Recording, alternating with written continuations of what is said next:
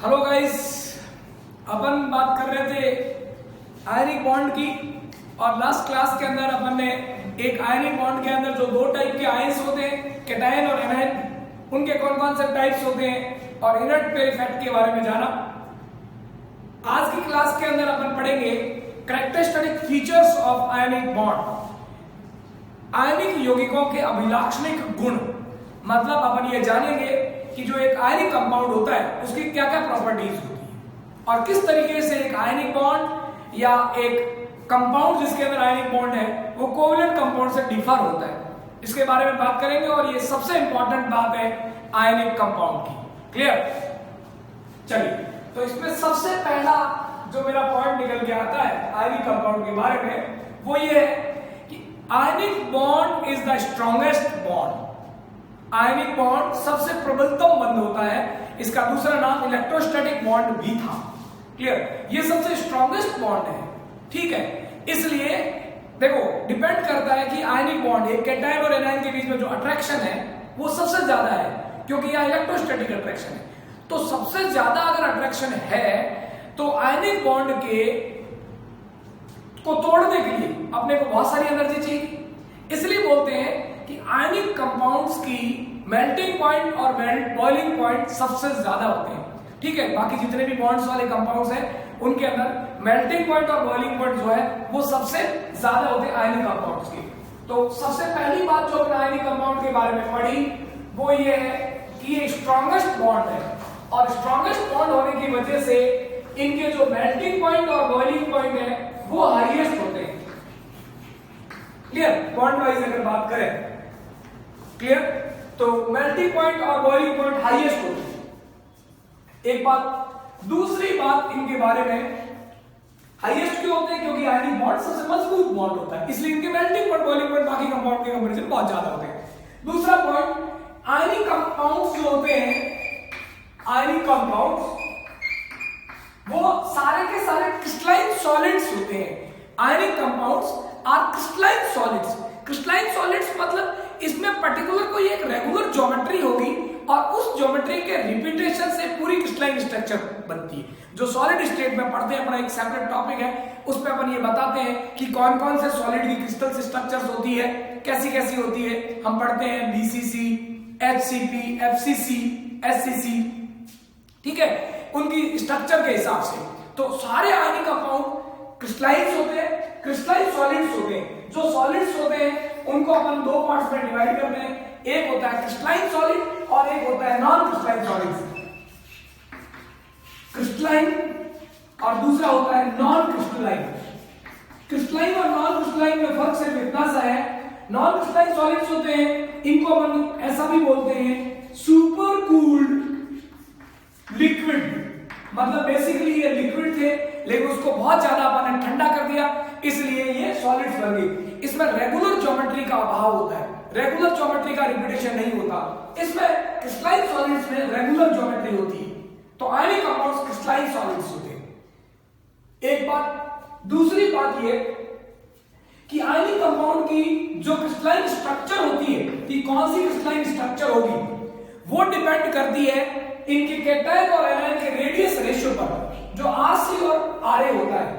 RC मतलब radius of cation और RA मतलब रेडियस ऑफ एनायन। धनायन और ऋणायन का जो त्रिज्या अनुपात होता है, जो रेडियस रेशियो होता है, उस रेडियस रेशियो पर डिपेंड करता है कि ये रेडियस रेशियो 1 पॉइंट समथिंग से लेके कहां तक होगा, तो बीसीसी होगा, कब एफसीसी होगा, ये सब डिसाइड होगा। जैसे NaCl एक आयनिक कंपाउंड है, उसकी क्रिस्टलाइन स्ट्रक्चर एफसीसी होता है। इस क्रिस्टलाइन स्ट्रक्चर के अंदर क्या होता है कि एक कैटायन लेयरिंग स्ट्रक्चर होती है। ये cation anion, cation anion sequence है ताकि अट्रैक्शन बना रहे, नेगेटिव पॉजिटिव अल्टरनेटिवली।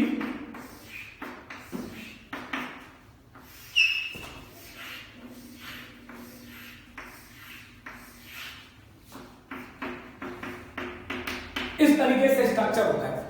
और इसमें क्या होता है कि ये जैसे एनायन का रेडियस है आरए बोलेंगे इसको, और ये जो कैटायन का रेडियस है इसको आरसी बोलेंगे। क्लियर? अब किसी एक एनायन के द्वारा कितने कैटायन कॉन्टेक्टेड है, संपर्कित है, जैसे यहां देख पा रहे हैं 1 2 3 4, ये तो 2D में देखा, एक हो सकता है ऊपर से हो, एक नीचे से हो, ये नंबर 6 है या 8 है या 4 है, कितना है, इसको अपन बोलते हैं कोऑर्डिनेशन नंबर। कि NH जैसे NaCl में होता है कि एक Na are contacted with the 6Cl and 1Cl is contacted with the 6Na, इसको कोऑर्डिनेशन नंबर बोलते हैं। और ये इनके क्रिस्टलाइन स्ट्रक्चर पर डिपेंड करता है कि भाई कि HCC है कि HCl है, उसके ऊपर डिपेंड करता है, और उसके बारे में ज्यादा डिस्कशन हम सॉलिड स्टेट में करते हैं। लेकिन एक रेगुलर ज्योमेट्री होती है, एक रेगुलर सीक्वेंस में इनके क्रिस्टलाइन सॉलिड्स को अरेंज किया हुआ होता है। एक वर्ड और इनके लिए बोला जाता है कि यहाँ इसकी जो स्ट्रक्चर है वो क्रिस्टलाइन स्ट्रक्चर होती है, बट एक और खास बात होती है, ये क्रिस्टलाइन स्ट्रक्चर ब्रिटाइल नेचर की होती है, भंगुर प्रकृति होती है, ब्रिटाइल नेचर का होता है। ब्रिटाइल नेचर का मतलब ये हुआ कि इन सॉलिड्स के ऊपर जब अपन थोड़ा सा फोर्स अप्लाई करते हैं तो उसके टुकड़े टुकड़े हो जाते हैं, वो टूट जाता है। जैसे कि आपने देखा होगा, आपने नमक को देखा होगा, मैं बात कर रहा हूं कट्टे वाले नमक की जिसमें डली आती है, क्रिस्टल होता है, उसको आप तोड़ते हैं तो उसकी छोटे छोटे कंकर कण जो बिखर जाते हैं, मारवाड़ी बोले तो कांकरी बिखर जाती है। ऐसे मिश्री होती है, उसको आप तोड़ते हैं किसी हथौड़ी से तो क्या होता है, उसके छोटे छोटे कण हो जाते हैं। अब देखने वाली बात यह है कि आयनिक बॉन्ड इतना मजबूत बॉन्ड है, तो फिर थोड़ा सा फोर्स अप्लाई करने पर ये इतना मजबूत बॉन्ड इतना जल्दी कैसे टूट जाता है। यानी आयनिक कंपाउंड क्रिस्टलाइन सॉलिड्स हैं, इतने मजबूत सॉलिड्स हैं, तो फिर इन पे फोर्स अप्लाई करने पर ये जल्दी क्यों टूट जाते हैं। देखिएगा इसके स्ट्रक्चर से सीन आपको समझ में आएगा। जैसे क्रिस्टलाइन सॉलिड्स है तो यहाँ एक खास बात आप देख पा रहे हैं, वो क्या है कि इनके अंदर कैटायंस जो है वो चारों ओर एनायन से कनेक्टेड है, और एनायन के जो टच में है वो सारे कैटायन है, ताकि अपोजिट आयन एक दूसरे को अट्रैक्ट करते रहे और एक स्ट्रॉन्ग आयनिक कंपाउंड बना रहे। अब इस पर किसी भी एक लेयर पर अगर आपने गलती से ऑब्लिक फोर्स अप्लाई कर दिया, हथौड़ा मार दिया, तो क्या होगा, ये परतें जो है ये खिसक जाती है एक दूसरे पर, इनका जो ये संतुलन है, इनका जो ये अरेंजमेंट है ये बिगड़ जाता है और इनकी स्थिति कुछ इस तरीके से हो जाती है। आप देखिएगा जो सिचुएशन यहां पर थी, ये सिचुएशन खराब हो जाती है और सीन ऐसा बन जाएगा, आप खुद देखिएगा, जिस वजह से ये अभी तक स्टेबल था, जिस वजह से ये स्टेबल था वो वजह अब खत्म हो जाएगी।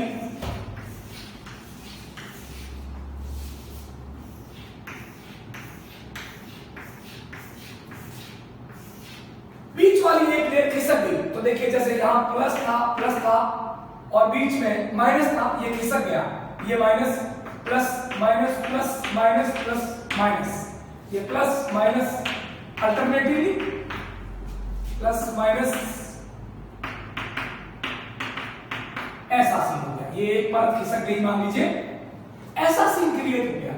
अब देखिए क्या था, इस वाले क्रिस्टलाइजेशन में तो क्या था कि ये पॉजिटिव है और इस पॉजिटिव के चारों ओर जो कांटेक्ट में है वो कौन से आयंस है, एनायंस है, यानी यहां पर अट्रैक्शन है। लेकिन जैसे ही एक परत फोर्स अप्लाई करने पर खिसकी, तो अब आप देख पा रहे हैं, देखिए सारे नेगेटिव आयंस एक लाइन में आ गए, सारे पॉजिटिव आयंस एक अलाइनमेंट में आ गए, फिर सारे नेगेटिव आयंस एक अलाइनमेंट में आ गए। यानी अब एक ऋणायन को जो टच कर रहे हैं वो सेम आयंस है, एक धनायन को जो टच कर रहे हैं वो सेम आयंस है, और सेम आयंस के बीच में हम सब जानते हैं स्ट्रॉन्ग रिपल्शन होगा। तो जो इनके स्थायित्व की मजबूत वजह थी इलेक्ट्रोस्टैटिक अट्रैक्शन, अब वो इलेक्ट्रोस्टैटिक रिपल्शन में कन्वर्ट हो गया है, और रिपल्शन के कारण ये क्या होगा, बॉन्ड फटाफट ब्रेक हो जाएंगे और सारे पार्टिकल टुकड़ों में टूट जाएंगे और ये भंगुर प्रकृति का हो जाएगा। इसलिए बच्चों हम बोलते हैं कि ionic compound are strong, ionic compounds having strong bond but having crystalline nature. This crystalline nature compounds are actually brittle in nature. Whenever force is applied, जैसे ही हम बल आरोपित करते हैं तो फटाक से ये टूट जाता है, इनका brittle nature जो है वो इनको फटाक से तोड़ देता है। इसके पीछे का जो लॉजिक था वो अपन ने देखा कि जिस बॉन्ड की वजह से ये मजबूत थे उसी वजह से यहाँ पर बॉन्ड टूट जाता है। चलिए तो ओवरऑल मैं बोलूंगा, एक शब्द में अगर बोलूं कि ionic compound are brittle natured crystalline solids, आयनिक यौगिक भंगुर प्रकृति के क्रिस्टलीय ठोस होते हैं। क्रिस्टलीय क्यों होते हैं? आरसी और आरए पे डिपेंड करता है। भंगुर क्यों होते हैं, ब्रिटाइल क्यों होते हैं, वो आपके सामने है। तो ionic compounds are brittle crystalline solids. Ionic यौगिक भंगुर प्रकृति के क्रिस्टलीय ठोस होते हैं। क्लियर? ये इसकी दूसरी बात थी। आगे बढ़ते हैं। एक और बहुत इंपॉर्टेंट प्रॉपर्टी है आयनिक कंपाउंड की जो इनको अलग करती है कोवेलेंट कंपाउंड से। ध्यान से देखिएगा। देखिए, एक कोवेलेंट बॉन्ड फॉर्मेशन का जो सीन था और दूसरी तरफ मैं लेता हूं एक आयनिक बॉन्ड फॉर्मेशन प्रोसीजर आयनिक बॉन्ड फॉर्मेशन। दोनों के प्रोसीजर को आप देखिए। कोवेलेंट बॉन्ड में हमने पढ़ा, कोवेलेंट बॉन्ड में, कि एक ऑर्बिटल जो हाफ फिल्ड होना चाहिए, दूसरा एक ऑर्बिटल वो भी हाफ फिल्ड होना चाहिए, दोनों में एक एक इलेक्ट्रॉन होना चाहिए, दोनों इलेक्ट्रॉन अपोजिट स्पिन के होने चाहिए और फिर वो प्रॉपर डायरेक्शन में ओरिएंटेशन करना चाहिए और तब जाके जो ओवरलैप एरिया है, अगर यहां दोनों इलेक्ट्रॉन मिल गए तो बॉन्ड बनेगा। Means covalent bond formation is A directional phenomena. मतलब अगर ये px ऑर्बिटल है तो दूसरा भी px होना चाहिए, दूसरा अगर py और pz आ गया तो बॉन्ड नहीं बनेगा।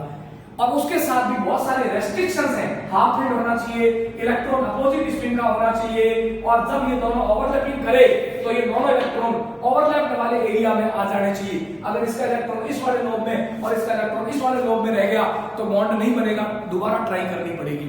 यानी मैं यूं कहूं कि कोवेलेंट बॉन्ड फॉर्मेशन एक डायरेक्शनल प्रॉपर्टी है, दिशात्मक गुण है। एक बात, पर्टिकुलर डायरेक्शन में बॉन्ड बनता है। दूसरी बात, कोवेलेंट बॉन्ड फॉर्मेशन में बहुत सारे रेस्ट्रिक्शंस हैं, कंडीशंस हैं, इसलिए covalent bond formation is a slow procedure. एक धीमी प्रक्रिया है जिसमें कि टाइम लगता है। क्लियर?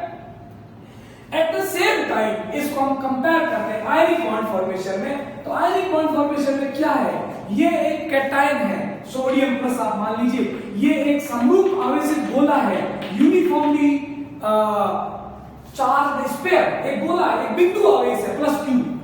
अब आप जानते हैं इलेक्ट्रोस्टैटिक में कि एक बिंदु आवेश के चारों ओर इलेक्ट्रिक फील्ड होता है, विद्युत क्षेत्र, और इस विद्युत क्षेत्र में दूसरा आवेश, सेम आवेश या विपरीत आवेश किसी भी दिशा से किसी भी पल आए तो उनके बीच में फोर्स लगना स्टार्ट हो जाता है और इसी फोर्स को हमने आयनिक बॉन्ड नाम दिया था। तो एक बात बताओ, ये जो Na+ है इसके पास चाहे Cl- इधर से आए, चाहे वो इधर से आए, चाहे इधर से आए, चाहे दिन में आए, चाहे रात में आए, सुबह आए, दोपहर में आए, ठीक है, किधर से भी कभी भी आए तो फटाक से दो अपोजिट आयन के बीच अट्रैक्शन लग जाएगा और अट्रैक्शन लगते ही आपका आयनिक बॉन्ड तैयार हो जाएगा। दूसरी तो यहां से कंपेयर करके मैं बोलूं, ionic bond formation is a rapid process, is a fast process, is a instant process. Ionic बंध का निर्माण क्षणिक होता है, तेजी से होता है, उसमें बहुत कम समय लगता है और यहाँ डायरेक्शन का कोई खेल नहीं है। एक आवेशित गोला है, उसके चारों ओर 3D में कहीं से भी दूसरा आवेश अगर आ जाए तो उसके बीच में बल लग जाता है और उस बल के कारण, उस अट्रैक्टिव बल के कारण आयनिक बॉन्ड बन जाता है। इसलिए आयनिक कंपाउंड्स की जो रिएक्शंस होती है वो फास्ट रिएक्शंस होती है और कोवेलेंट कंपाउंड की जो रिएक्शंस होती है वो स्लो रिएक्शंस होती है। आयनिक कंपाउंड की 4-5 टाइप की जो भी रिएक्शंस अपन आगे डिस्कस करेंगे, सारी रैपिड रिएक्शंस हैं। जैसे एक आयनिक कंपाउंड को पानी में डालते हैं, फटाक से टूट जाता है, ठीक है। जितने भी आयनिक कंपाउंड की डबल डीकंपोजिशन रिएक्शन है, एक कंपाउंड टूट के दूसरे जुड़ता है, वो भी फटाफट हो जाता है। आयनिक बॉन्ड फॉर्मेशन एक फर्स्ट बॉन्ड फॉर्मेशन प्रक्रिया है, इसलिए आयनिक कंपाउंड के जितने भी प्रॉपर्टीज है, रिएक्शंस है, वो फास्ट रिएक्शंस होती है, जबकि यहाँ पर एक स्लो रिएक्शंस होती है। एक बात, एक तो फास्ट और स्लो की बात हुई और इस चीज को हम काइनेटिक्स में बोलते भी हैं, इसलिए आयनिक कंपाउंड की रिएक्शन इतनी फास्ट हो जाती है कि उनको हम काइनेटिक्स में हम रिएक्शन को होते हुए देखना चाहते हैं कि कैसे मॉलिक्यूल पास आते हैं, टकराते हैं और रिएक्शन करते हैं। इस चीज को देखने का मौका ही नहीं मिलता, इसलिए वहां पर केमिकल काइनेटिक्स में स्टडी के लिए आयनिक रिएक्शंस को काम में नहीं लेते। कोवेलेंट कंपाउंड की जो मॉलिक्यूलर रिएक्शंस हैं, जिसमें दो मॉलिक्यूल के बीच में जो रिएक्शन होती है वो कोवेलेंट रिएक्शन होती है, उसको काम में लेते हैं। एक बात। दूसरी बात, ये इसमें डायरेक्शन का रोल है, इसमें डायरेक्शन का कोई रोल नहीं है, तो आयनिक कंपाउंड में डायरेक्शन का कोई रोल नहीं है। इसलिए जो भी प्रॉपर्टीज डायरेक्शन पर बेस्ड है वो ये शो नहीं करेंगी। जैसे एक प्रॉपर्टी फॉर एग्जांपल आप बताता हूं, ज्योमेट्रिकल आइसोमेरिज्म, जिसमें आप बताते हैं कि सेम ग्रुप सेम साइड आ गए तो सिस, अपोजिट साइड आ गए तो ट्रांस, यानी दिशा से डिसाइड करते हैं। सेम दिशा में आ गए तो सिस, अपोजिट दिशा में आ गए तो ट्रांस। तो सेम और अपोजिट बताने से पहले दिशा का निर्धारण तो संभव होना चाहिए, जो कि आयनिक कंपाउंड में नहीं होता। इसलिए आयनिक कंपाउंड का दिशा निर्धारण संभव नहीं है। इसलिए आयनिक यौगिक कभी भी ज्यामितीय समावयवता प्रदर्शित नहीं करते, ज्योमेट्रिकल आइसोमेरिज्म प्रदर्शित नहीं करते। सिस ट्रांस दर्शाना ही संभव नहीं है, क्योंकि डायरेक्शन बताना ही इसमें संभव नहीं है, क्योंकि आयनिक बॉन्ड में बॉन्ड किधर से भी बन जाता है, डायरेक्शन का कोई रोल ही नहीं है। इसलिए इसको बोलते हैं कि आयनिक कंपाउंड डायरेक्शनल बेस्ड कोई भी काम नहीं करते। आयनिक यौगिकों में दिशात्मक गुण, डायरेक्शनल प्रॉपर्टी नहीं होते, इसलिए ये ज्योमेट्रिकल आइसोमेरिज्म नहीं शो करते। सिस ट्रांस वाली जो आइसोमेरिज्म है वो ये नहीं दर्शाते। क्लियर? ये बात इनके बॉन्ड फॉर्मेशन के प्रोसीजर पर बेस्ड थी। बात को आगे बढ़ाते हैं। अगली प्रॉपर्टी, एक बहुत इंपॉर्टेंट प्रॉपर्टी, फिर से बात करेंगे आयनिक कंपाउंड की जो फोर्थ प्रॉपर्टी है। आयनिक कंपाउंड्स को हमेशा रिप्रेजेंट करने का तरीका होता है इंपेरिकल फॉर्मूला, मूलानुपाती सूत्र द्वारा दर्शाया जाता है, जबकि कोवेलेंट कंपाउंड को हमेशा मॉलिक्यूलर फॉर्मूला द्वारा दर्शाया जाता है। एग्जांपल की बात करते हैं, जैसे मुझे पता है कि एक Na6Cl से घिरा हुआ होता है, तो अगर मैं कोवेलेंट कंपाउंड के हिसाब से रिप्रेजेंट करूं तो एक Na6Cl से और एक Cl6Na से घिरा हुआ है। एक तरीके से ये इसका मॉलिक्यूलर फॉर्मूला हुआ। वैसे आयनिक कंपाउंड के लिए मॉलिक्यूलर फॉर्मूला जैसा कोई वर्ड यूज नहीं होता, तो ये 6 से 6 कट गया और मैं इसको सिंपलेस्ट रेशियो में बोलता हूं Na+Cl-, है ना। ये आपका इंपेरिकल फॉर्मूला है, मूलानुपाती सूत्र है, मूसू है। मूसू मतलब मूलानुपाती सूत्र।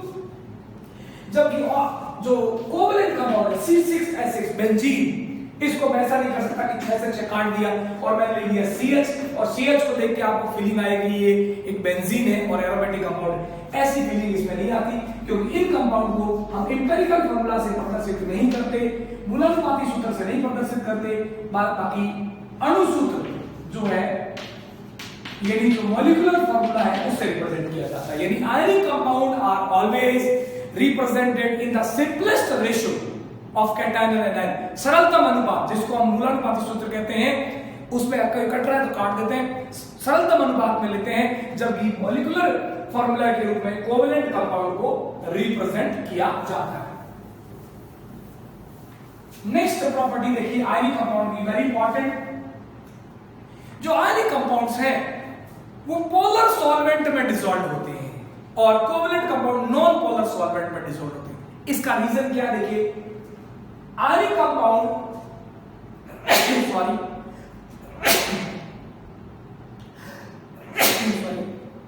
आयनिक कंपाउंड खुद पोलर नेचर के होते हैं।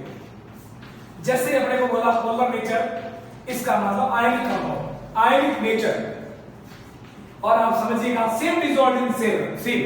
तो पोलर नेचर के जो कंपाउंड है वो पोलर सॉल्वेंट में डिसॉल्व होते हैं। अब पोलर सॉल्वेंट की पहचान क्या है?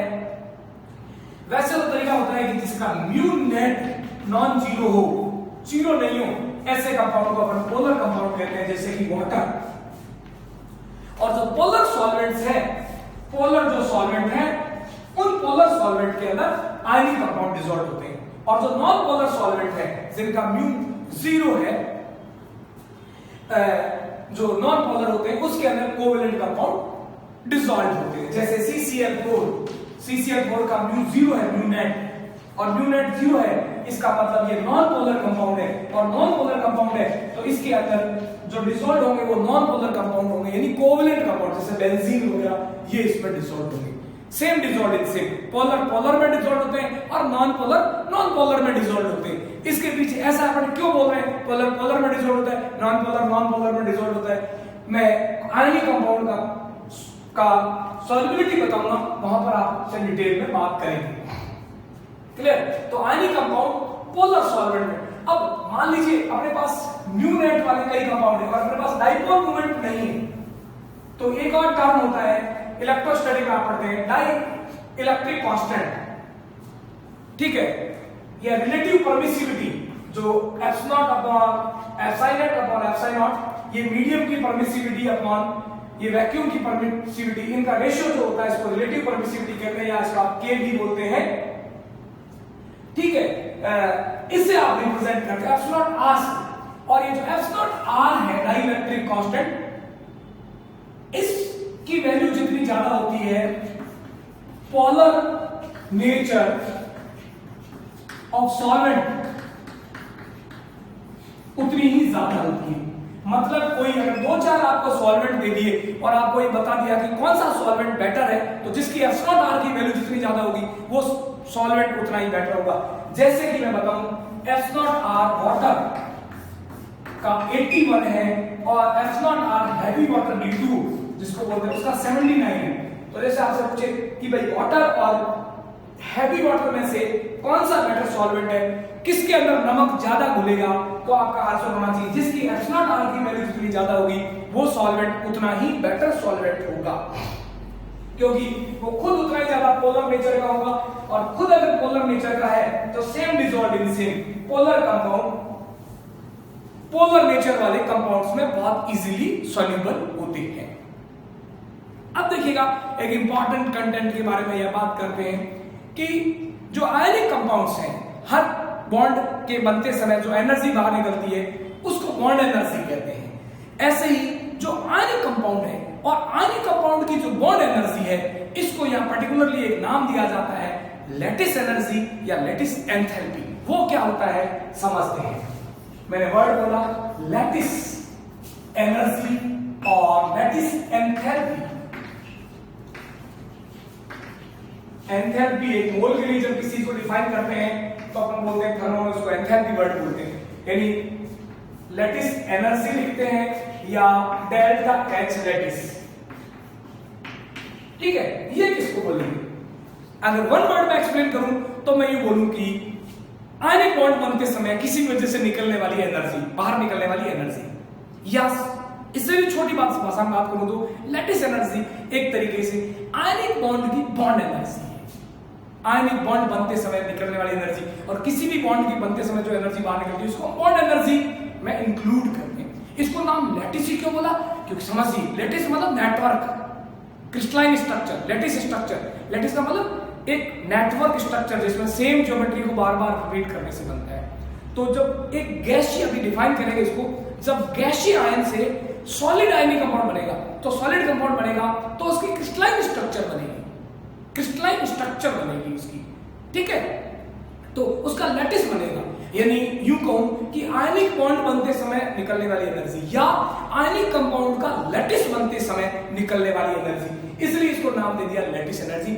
सिंपल भाषा में बोलूं तो आयनिक बॉन्ड बनते समय निकलने वाली एनर्जी अर्थात बॉन्ड एनर्जी, या दूसरी भाषा में सिंपल बोलूं तो बोलूं कि आयनिक बॉन्ड की बॉन्ड एनर्जी। That's it. क्या होती है, कैसे डिफाइन करते हैं, तो बात ध्यान से सुनिए। एक मोल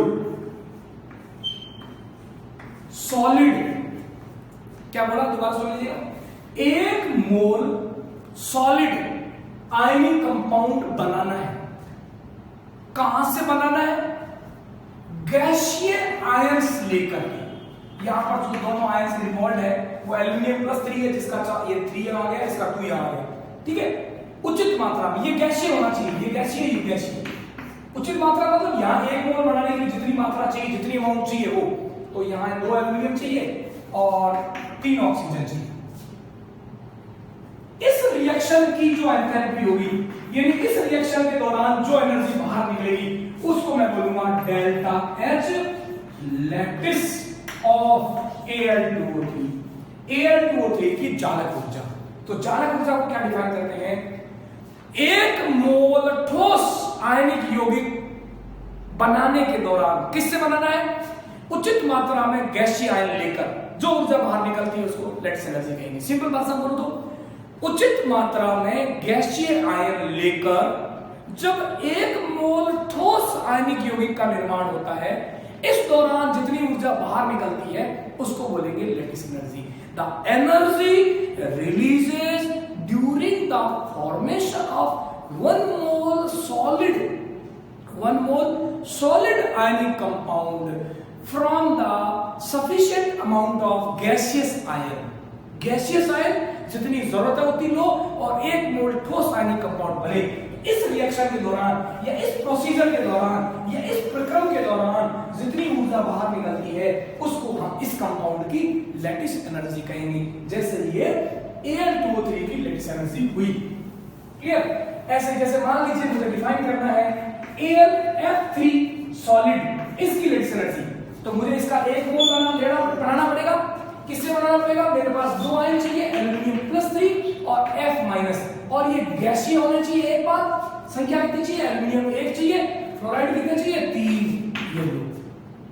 ये लेकर के जब मैंने इसका निर्माण किया तो इस अभिक्रिया की जो ऊष्मा होगी वो होगी डेल्टा H लैटिस या सिंपल बोलूं लैटिस एनर्जी ऑफ AlF3।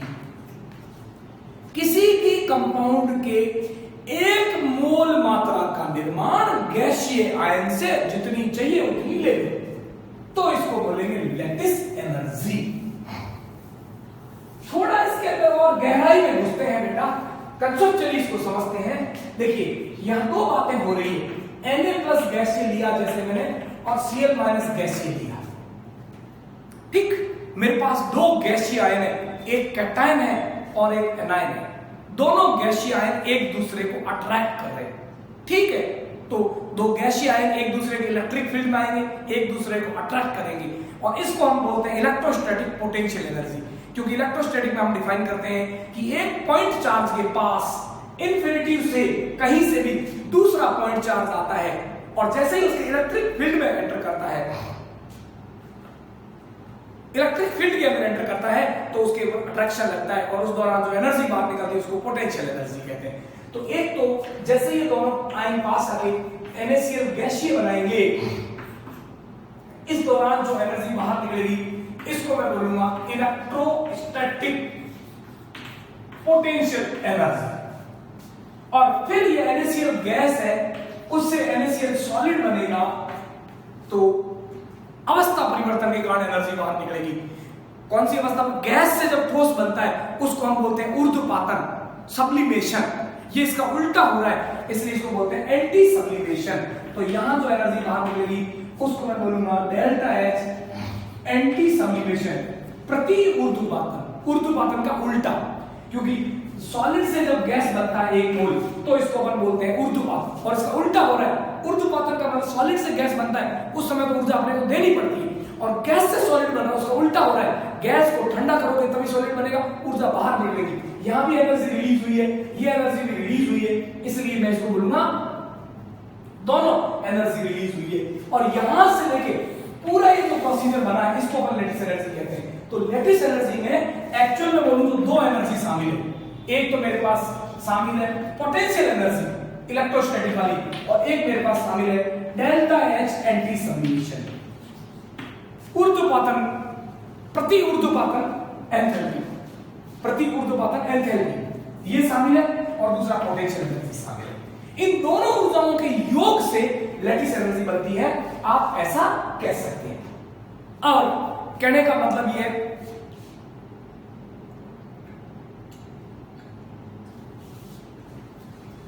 कहने का मतलब यह है कि दोनों एनर्जी से मिलाकर के लैटिस एनर्जी बनती है।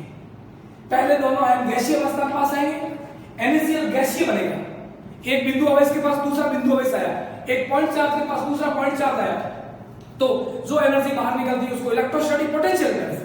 और फिर गैस से सॉलिड बनेगा तो ये ऊर्ध्वपातन का उल्टा है, सब्लिमेशन का उल्टा है। इस दौरान जो एनर्जी बाहर निकलेगी उसको एंटी सब्लिमेशन एनर्जी कहते हैं, एंटी सब्लिमेशन एनर्जी कहते हैं।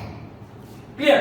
और इन दोनों एनर्जियों का जो सम है वो आपकी लैटिस एनर्जी होगी। तो लैटिस एनर्जी में दोनों एनर्जियां शामिल हुई।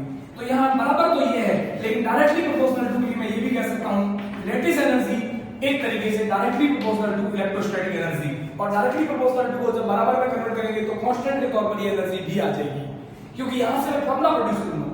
लैटिस एनर्जी का जो फॉर्मूला होता है, या तो मैं डायरेक्ट फॉर्मूला आपको बता रख लेते, मैं इलेक्ट्रोस्टैटिक से प्रोड्यूस करूंगा, क्योंकि आपको बोला था कि आयनिक बॉन्ड एक इलेक्ट्रोस्टैटिक बॉन्ड होता है। क्लियर? तो यहां से इस डिस्कशन से मेरे समझ में आया कि लैटिस एनर्जी जो आपकी है, lattice energy is directly proportional to electrostatic potential energy. अब आइए इसका फॉर्मूला प्रोड्यूस करते हैं। इलेक्ट्रोस्टैटिक में हम क्या बोलते हैं, दो बिंदु आवेश, एक Q1 दूसरा Q2 और एक दूसरे से r डिस्टेंस पर है, तो इलेक्ट्रोस्टैटिक बोलता है इसकी जो potential energy directly proportional to होगी Q1 Q2 upon r। Clear? r होती है इन दोनों पॉइंट चार्ज के बीच की डिस्टेंस, बीच की दूरी। क्लियर? और ये डायरेक्टली प्रोपोर्शनल टू हटाते हैं तो यह कांस्टेंट आता है k, और k बराबर होता है 1/4 पाई एप्सिलॉन नॉट। क्लियर? उससे अपन मीडियम के अकॉर्डिंग अलग अलग होता है, ये पोटेंशियल एनर्जी का फॉर्मूला होता है। और अगर ये बात है तो यहां अगर एक आयनिक बॉन्ड की बात करें, देखिए ये Na+ है और इसके कांटेक्ट में एक Cl- है, समझ रहे हैं? आप दोनों को कंपेयर करते हैं और क्यों इलेक्ट्रोस्टैटिक लगाई उसकी बात करते हैं।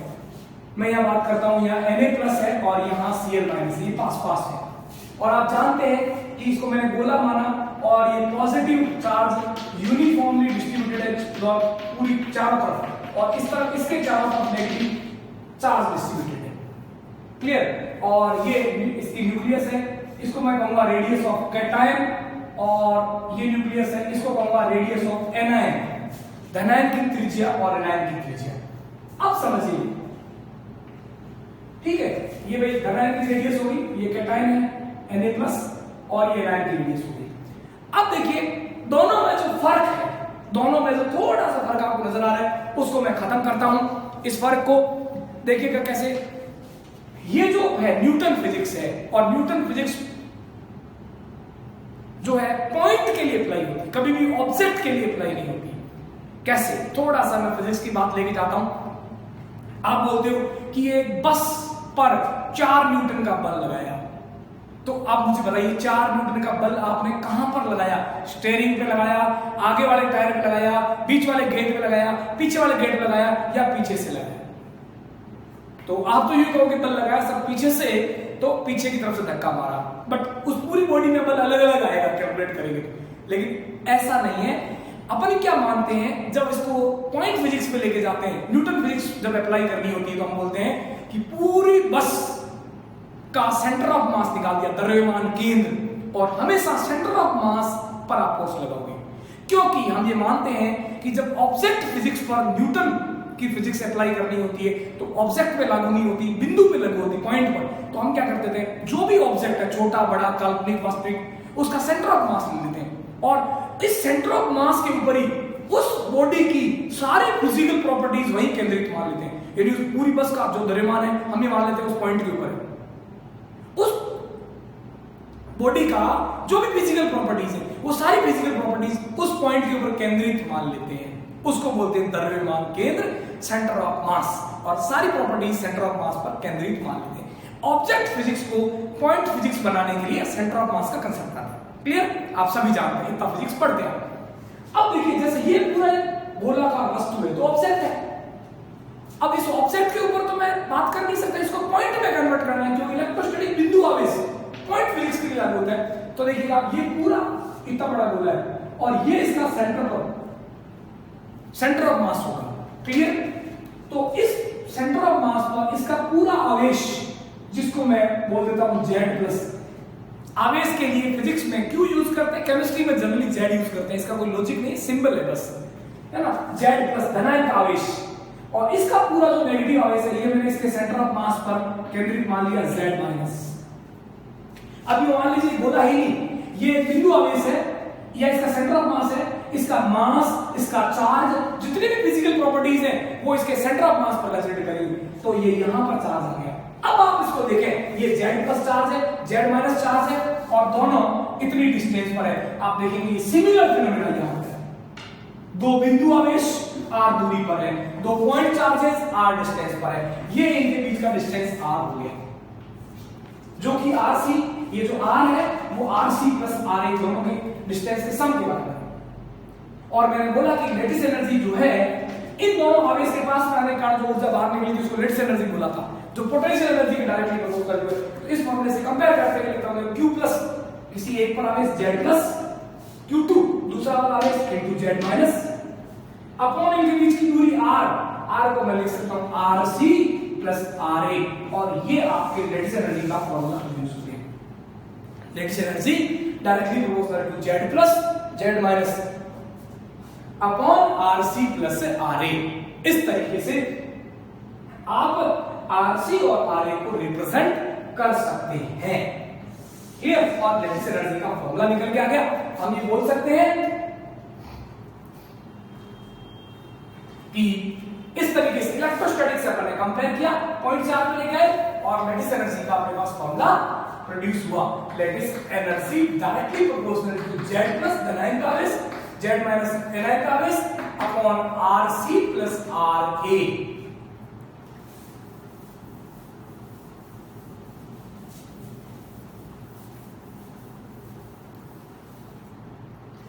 क्लियर? इस तरीके से लेटिस एनर्जी का अपने पास फॉर्मूला प्रोड्यूस हो गया। यहां से पता चल रहा है lattice energy directly proportional to धनात्मक आवेश, lattice energy directly proportional to ऋणात्मक आवेश, lattice energy directly proportional to 1 upon rc, lattice energy directly inversely proportional to 1 upon inversely proportional to r, 1 upon ra के डायरेक्टली प्रोपोर्शनल। तो ये चार factors होंगे lattice energy को इफेक्ट करने वाले 1 2 3 4। लेकिन सच बात ये है कि इन चारों ही फैक्टर से कभी भी हम लेटिस एनर्जी का ऑर्डर डिसाइड नहीं करते। ये फॉर्मूला केवल देखने के काम आता है, इससे हम लेटिस एनर्जी का ऑर्डर कभी डिसाइड नहीं करेंगे। हम ऑर्डर डिसाइड करना सीखेंगे सारी फिजिकल आयनिक कंपाउंड की जो भी प्रॉपर्टीज है इस यूनिट के लास्ट में। और आयनिक कंपाउंड में सबसे इंपॉर्टेंट चीज यही होती है, ऑर्डर ही पूछा जाता है, मेल्टिंग पॉइंट, बॉइलिंग पॉइंट का ऑर्डर, सॉल्युबिलिटी का ऑर्डर, लेटिस एनर्जी का ऑर्डर। पहले हम इन फिजिकल प्रॉपर्टीज को समझेंगे और फिर मैं इनका ऑर्डर देना सिखाऊंगा। बच्चों याद रखना, आयनिक बॉन्ड बहुत सिंपल होता है, लेकिन आयनिक बॉन्ड में जो ऑर्डर देने वाला फिनोमेना है वो इतना कंफ्यूजिंग होता है और पढ़ने और पढ़ाने वाले लोग इसको और ज्यादा कंफ्यूजिंग बना देते हैं। क्या होता पता है कि सॉल्युबिलिटी का ऑर्डर आपके दिमाग में कोई एक लॉजिक आ गया तो ऑर्डर ऐसा आ रहा है इंक्रीजिंग, और उसी पे दूसरा लॉजिक लगा दिया आयनिक बॉन्ड का, ऑर्डर डिक्रीजिंग आ रहा है, उल्टा हो जाता है जस्ट ऑर्डर। क्लियर? आपने अलग कंसेप्ट से ऑर्डर दिया, एक आंसर आएगा, फिर दूसरा कंसेप्ट लगा दिया, ऑर्डर जस्ट उल्टा हो जाता है। इसलिए आयनिक बॉन्ड के ऑर्डर देने वाली जो बात अपन पढ़ेंगे सेक्शन, वो सेक्शंस बहुत बहुत इंपॉर्टेंट है। उसके लिए मैं अभी ऑर्डर देना किसी भी प्रॉपर्टी का, नहीं तो मैंने आपको बताया मेल्टिंग पॉइंट, बॉइलिंग पॉइंट का ऑर्डर, नहीं मैंने सॉल्युबिलिटी का ऑर्डर बताया, नहीं मैंने आपको अभी लेटिस एनर्जी का ऑर्डर बताया। पहले मैं बता रहा हूं कि ये चीजें होती क्या है, इनकी डेफिनेशंस, और उसके बाद हम ऑर्डर देना शुरू करेंगे कि कौन सी प्रॉपर्टीज को ऑर्डर कैसे कैसे देते हैं, ऑर्डर कैसे कैसे देते हैं। क्लियर? इसके बारे में अपन बात करेंगे।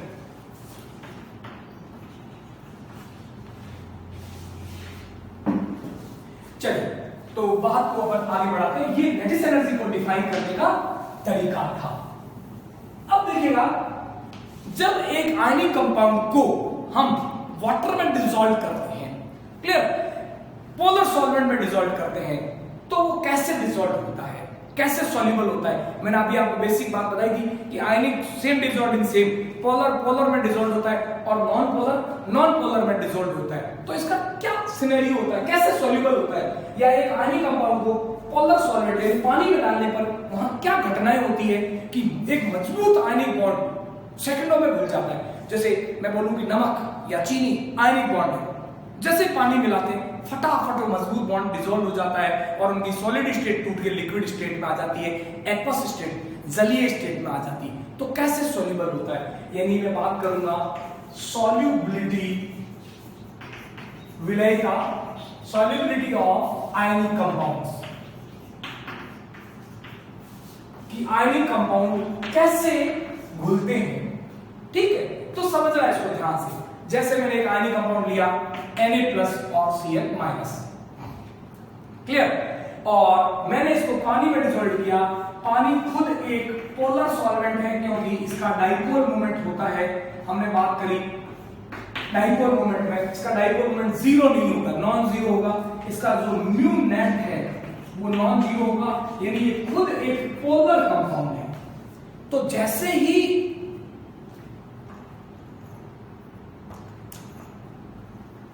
इसके चारों ओर वाटर मॉलिक्यूल को डिसॉल्व किया, जिसको वाटर में डिसॉल्व किया जाएगा, तो इन दोनों आयनों के बीच में तो है आयन आयन अट्रैक्शन, ठीक, मजबूत इलेक्ट्रोस्टैटिक अट्रैक्शन। जैसे ही वाटर में इसको डाला जाएगा तो क्या होगा, देखिएगा वाटर जो है इसके चारों ओर जुड़ जाएगा। ऐसे क्यों जुड़ जाएगा, यहां पार्शियल पॉजिटिव, वाटर में partial negative, partial positive attraction, ठीक है। अब ये जो है ना, इसको अपने डाइपोल बोलते हैं, डाइपोल, और ये आपका है आयन। तो इनके बीच में जो अट्रैक्शन है इसको बोलेंगे आयन डाइपोल अट्रैक्शन। क्या बोलेंगे, आयन डाइपोल अट्रैक्शन। और इस आयन डाइपोल अट्रैक्शन के द्वारा न केवल एक वाटर मॉलिक्यूल बल्कि जितने भी मॉलिक्यूल स्टेरिकली त्रिविम रूप से Na के चारों जुड़ पाएंगे, जुड़ जाएंगे, और सब में ऑक्सीजन नेगेटिव और सीरीज अट्रैक्शन होगा, चारों आयन आयन डाइपोल अट्रैक्शन होगा। ऐसे ही जो Cl- है, ये जो Cl- है ये एक आयन है, और इसके चारों ओर जितने वाटर है जिसको जहां मौका मिलेगा दूसरे वाले एंगल से HHO, यहां पार्शियल पॉजिटिव क्योंकि इस पे नेगेटिव है, पार्शियल पॉजिटिव और नेगेटिव वाले साइड से आयन डाइपोल से, ये भी आपका एक डाइपोल है और ये आयन डाइपोल अट्रैक्शन द्वारा जुड़ जाएगा। इस तरीके से इधर दूसरा वाटर मॉलिक्यूल, यहां मौका मिलेगा तीसरा वाटर मॉलिक्यूल, चारों ओर जुड़ जाएंगे और एक फर्स्ट लेयर तैयार हो जाएगी। सोडियम के चारों ओर भी डाइपोल वाटर मॉलिक्यूल जुड़ जाएंगे और Cl के चारों ओर भी डाइपोल वाटर के मॉलिक्यूल जुड़ जाएंगे और अट्रैक्शन बनाएगा आयन डाइपोल, जो कि एक वंडरवॉल बॉन्ड है। और यहां देखिए सेंटर में शक्ति होती है, इस बात का एक एग्जांपल कि दुनिया का सबसे मजबूत बॉन्ड आयनिक बॉन्ड और दुनिया का सबसे कमजोर बॉन्ड वंडरवॉल बॉन्ड। दुनिया का सबसे कमजोर बॉन्ड दुनिया के सबसे मजबूत बॉन्ड को किस तरीके से तोड़ता, देखिएगा ये एक सिंगल लेयर बन गई। जैसे ये लेयर बनी, आप समझिए यहां पर था ये डाइपोल, आयन डाइपोल अट्रैक्शन, इसका पार्शियल पॉजिटिव इससे न्यूट्रल हुआ, ठीक है। तो यहां रह गया ऑक्सीजन का पार्शियल नेगेटिव, इस नेगेटिव से दूसरे वाटर मॉलिक्यूल सेकंड लेयर बना देंगे, पार्शियल पॉजिटिव और पार्शियल नेगेटिव, और ये भी एक डाइपोल है। और इनमें जो आपस में अट्रैक्शन होगा वो होगा डाइपोल डाइपोल अट्रैक्शन। हर वाटर के चारों, जैसे ये यहां पर पार्शियल नेगेटिव है तो दूसरा वाटर मॉलिक्यूल आ जाएगा और यहां पार्शियल पॉजिटिव और पार्शियल नेगेटिव, ये एक डाइपोल और ये दूसरा डाइपोल, सेकंड लेयर बन जाएगी और सेकंड लेयर में बन जाएगा डाइपोल डाइपोल अट्रैक्शन।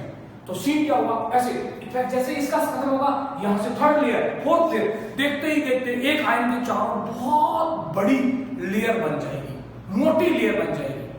और वाटर के मॉलिक्यूल वंडरवॉल बॉन्ड द्वारा, देखो ये आयन डाइपोल है पहली लेयर में, ये भी वंडरवॉल बॉन्ड है, और डाइपोल डाइपोल है, इसको डेबाइपोल्स बोलते हैं, ठीक है। ये भी एक वंडरवॉल बॉन्ड है और वंडरवॉल बॉन्ड के कारण एक Na के चारों ओर बहुत सारे वाटर मॉलिक्यूल और एक Cl के चारों ओर बहुत सारे वाटर मॉलिक्यूल बन जाएंगे और एक मोटी, अच्छी खासी मोटी जो है लेयर बन जाएगी। कैसे लेयर बनेगी, देखिएगा जैसे ये आपका Na+ है, ठीक है, और इसके चारों ओर वाटर मॉलिक्यूल्स ने एक लेयर बना दी मोटी सी।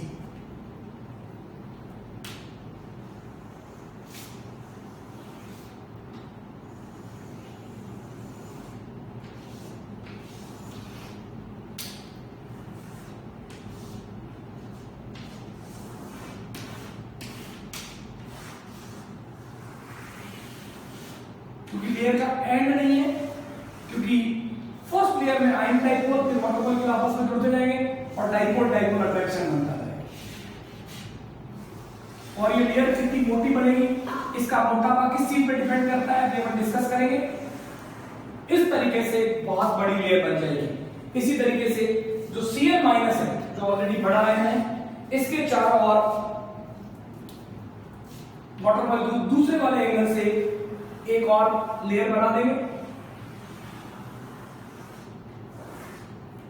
और इसके चारों ओर भी अच्छी खासी बड़ी लेयर बन जाएगी। हालांकि पॉजिटिव आयन के चारों ओर जितनी बड़ी लेयर बनेगी उतनी नहीं बनेगी, ये बन गई। इस लेयर को जो नाम दिया जाता है, इस लेयर को जो नाम दिया जाता है वो समझिएगा, इसको बोलते हैं, अगर वाटर है तो हाइड्रेशन लेयर, जलयोजन की परत, हाइड्रेशन लेयर। ये पूरी इतनी मोटी जो लेयर है इसको हाइड्रेशन लेयर कहते हैं। केटाइन के चारों ओर भी है और एनायन के चारों ओर भी है, हाइड्रेशन लेयर। और कोई दूसरा सॉल्वेंट है तो इसको कहते हैं सॉल्वेशन लेयर। इस दूसरी लेयर को बोलते हैं सॉल्वेशन लेयर। कोई दूसरा सॉल्वेंट है तो सिंपल सॉल्वेंट, विलायकन परत, और पानी है तो उसका पर्टिकुलर नाम हो गया हाइड्रेशन लेयर। इस लेयर के अंदर आपने एक चीज देखी, ये जो दो तरह के अट्रैक्शन थे, इसमें जो फर्स्ट लेयर थी, वेरी फर्स्ट लेयर, वहां जो अट्रैक्शन था उसका अपन ने नाम दिया था आयन डाइपोल अट्रैक्शन।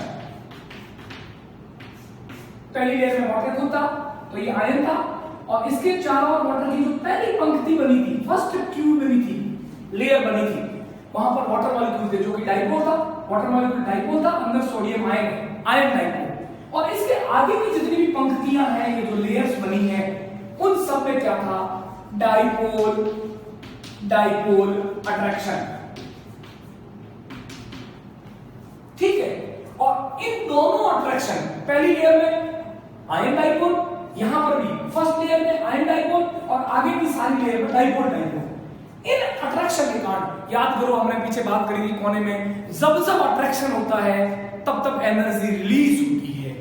इन दोनों अट्रैक्शनों के कारण एक सोडियम आयन के चारों जितने भी वाटर मॉलिक्यूल जुड़े और सबके कारण बूंद बूंद करके जितनी एनर्जी निकली, उस पूरी एनर्जी को कंप्लीटली हम बोलते हैं हाइड्रेशन एनर्जी, या बोलते हैं सॉल्वेशन एनर्जी। वाटर है तो हाइड्रेशन एनर्जी, कोई दूसरा सॉल्वेंट है तो सॉल्वेशन एनर्जी। ठीक है, सोडियम आयन की अपनी सॉल्वेशन एनर्जी होगी, Cl- की अपनी सॉल्वेशन एनर्जी होगी, और दोनों आयन की मिला दें तो टोटल हो जाएगी पूरे NaCl की सॉल्वेशन एनर्जी। ठीक है, आयनिक कंपाउंड की सॉल्वेशन एनर्जी, NaCl से एक Na आता है, एक Cl आता है। अगर NaCl का एक मोल लूंगा तो एक मोल Na आएंगे, एक मोल Cl आएंगे। तो एक मोल Na को पानी में, NaCl को पानी मिलाने पर जितने Na बढ़ेंगे और जितने Cl बनेंगे, उन दोनों के कारण जितनी एनर्जी रिलीज होगी उसको बोलेंगे हाइड्रेशन एनर्जी। अब सुनिएगा ध्यान से, इन दोनों के बीच में शुरुआत में जो अट्रैक्शन था, मजबूत आयनिक बॉन्ड था, उसको हमने बोला था आयन आयन अट्रैक्शन। और जब ये दोनों आयन पहली बार पास आए थे, उसके कारण जो एनर्जी बाहर निकली थी, जो कि आयनिक बॉन्ड की बॉन्ड एनर्जी भी थी, लैटिस एनर्जी। अब अगर आयनिक बॉन्ड को तोड़ना है तो नो डाउट आयनिक बॉन्ड की जितनी बॉन्ड एनर्जी है उसको डिसोसिएट करने के लिए बंध वियोजन ऊर्जा, बॉन्ड डिसोसिएशन एनर्जी के तौर पर इतनी एनर्जी देनी पड़ेगी। उतनी एनर्जी दोगे तो बॉन्ड टूट जाएगा। और यहां बॉन्ड को तोड़ने के लिए जो एनर्जी दी जाएगी वो एनर्जी इस हाइड्रेशन एनर्जी से दी जाएगी। तो आयनिक कंपाउंड कब डिसॉल्व होगा? सिंपल बात है, ये जो हाइड्रेशन एनर्जी है, अगर ये लैटिस एनर्जी से ज्यादा है तो आपका आयनिक कंपाउंड सॉल्युबल हो जाएगा, अदरवाइज आपका आयनिक कंपाउंड सॉल्युबल नहीं होगा। यानी किसी एक आयनिक कंपाउंड के सॉल्युबल होने के लिए अब तीन केस है, तीन केस होंगे, या तो हाइड्रेशन एनर्जी ज्यादा होगी लैटिस एनर्जी से, या हाइड्रेशन एनर्जी कम होगी लैटिस एनर्जी से, और या हाइड्रेशन एनर्जी लगभग बराबर होगी लैटिस एनर्जी। लैटिस एनर्जी क्या थी? गैसीय आयनों से एक मोल ठोस आयनिक कंपाउंड बनाते हैं, उसमें निकलने वाली एनर्जी। हाइड्रेशन एंथैल्पी क्या है? एक मोल ठोस आयनिक कंपाउंड को पानी में डिसॉल्व करते हैं, और एक मोल के कारण जितने भी आयन बनते हैं और उनके कारण जितनी भी मोटी परत बनती है, सारे आयनों के कारण जो ओवरऑल एनर्जी बाहर निकलेगी उसको हाइड्रेशन एंथैल्पी बोली। हाइड्रेशन एंथैल्पी, और इनमें तीन चीजें होंगी। अगर आयनिक बॉन्ड को तोड़ने के लिए जो एनर्जी चाहिए लैटिस एनर्जी उससे ज्यादा दे दी तो आयनिक बॉन्ड टूट जाएगा और दोनों आयन सेपरेट सेपरेट हो जाएंगे, और वो आयनिक दोनों आयन सेपरेट सेपरेट हो गए तो नो डाउट वो आयन पानी में डिसॉल्व हो गई। तो मैं बोलूंगा इस कंडीशन में ionic compound will be soluble, यानी आयनिक कंपाउंड इस पोलर सॉल्वेंट में डिसॉल्व हो जाएगा। सेकंड कंडीशन के अंदर अगर मान लीजिए लेट से एनर्जी ज्यादा लगी, उसको तोड़ने के लिए जितनी एनर्जी उससे कम एनर्जी निकल रही है, तो मैं बोलूंगा इस कंडीशन में ionic compound does not soluble नहीं होगा। और इस कंडीशन में आयनिक कंपाउंड जो है वो आपका स्प्रिंगली सॉल्यूबल होगा। स्प्रिंगली सॉल्यूबल का मतलब हिंदी बोले तो अल्पविलयशील। अल्पविलयशील का मतलब थोड़ा सा सॉल्यूबल होगा और फिर उसका पीपीटी आना स्टार्ट हो जाएगा। ऐसे सॉल्ट्स जो होते हैं ना, जिंक के लिए ये कंडीशन होती है, हाइड्रेशन एनर्जी और लेट एनर्जी ऑलमोस्ट सेम होती है, उसको हम बोलते हैं स्प्रिंगली सॉल्युबल सॉल्ट्स। और इसके फेमस एग्जांपल्स हैं स्प्रिंगली सॉल्युबल सॉल्ट्स के बेरियम सल्फेट, स्ट्रोंशियम सल्फेट और लेड सल्फेट। और इन तीनों के क्रोमेट भी, बेरियम क्रोमेट, स्ट्रोंशियम क्रोमेट और लेड क्रोमेट, ये वाटर इनसॉल्युबल होते हैं। सच बोलो तो वाटर में स्प्रिंगली सॉल्युबल होते हैं, वाटर में स्प्रिंगली सॉल्युबल होते हैं। और स्प्रिंगली सॉल्युबल होने का मतलब इनकी हाइड्रेशन एनर्जी और लेट एनर्जी ऑलमोस्ट बराबर होती है। और ये सॉल्ट होते हुए भी, आयनिक कंपाउंड होते हुए पानी में सॉल्युबल नहीं होते। केमिस्ट्री के दूसरे अलग अलग टॉपिक्स में बहुत जगह काम आता है। हम बोलते हैं ये Sprüngli soluble salt ionic equilibrium में भी काम लेते हैं और इलेक्ट्रोकेमिस्ट्री में भी बहुत जगह काम आता है। स्प्रिंगली सॉल्युबल मतलब इनकी न के बराबर मात्रा सॉल्युबल होती है और फिर इनका पीपीडी आना स्टार्ट हो जाता है। तो किसी भी आयनिक कंपाउंड के सॉल्युबल होने की कंडीशन क्या थी?